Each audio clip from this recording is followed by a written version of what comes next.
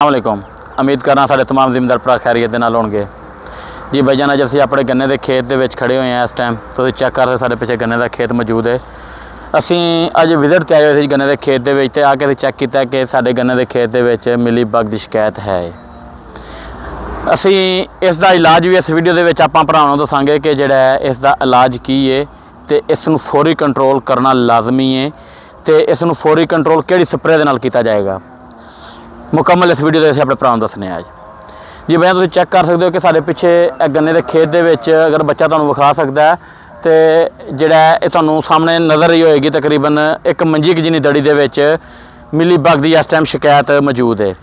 नाल ही अगर तुसीं वेख सकते हो कि नाल ही दरख्त है, नाल ही दरख्त तुहानूं एक नज़र आया होना है कि जिहड़ी जगह के उत्ते भी साडे जिमीदार भरावां दे गन्ने के खेत ने उन्होंने जिथे भी यानी कि दरख्त नज़दीक ने नाल ने दरख्त उसनूं जिहड़ा है उस जगह के उत्ते जाके असीं अपनी एक बार विजिट लाजमी सारे जिमीदार भरा करन कि जिहड़ा उत्थे बीमारी ये मिली बग की बीमारी उस जगह ते लाजमी होएगी।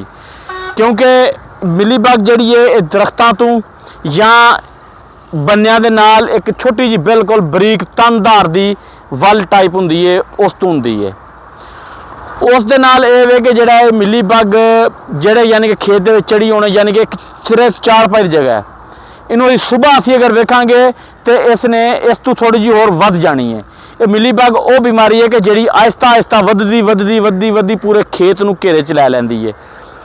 इसका हल इलाज ये वे कि इस नूं बर्फीनो फार्स स्प्रे लैके उस दे विच अमेडा मिक्स करके इस नूं चंगे तरीके खलो के धोता जाए कि इसकी चिकनाहट जिहड़ी है इतनी चिकनाहट होंदी है काली काली इतनी चिकनाहट होंदी है कि हद तो बाहर वो हाथ नूं भी लगे तो ऐ महसूस होंदी जिवें असीं कोई क्रीम लगाई हुई है।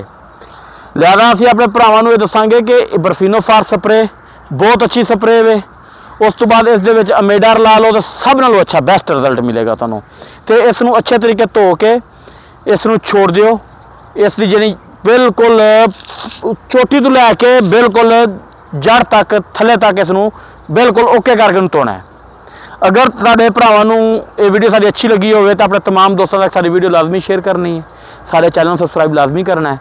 बैल आइकन दे बटन नूं दबाना ना भुल्लिया जे जिहड़ा कि साडी हर आने वाली वीडियो साडे भरावां तक पहुँचे जी। अस्सलाम वालेकुम।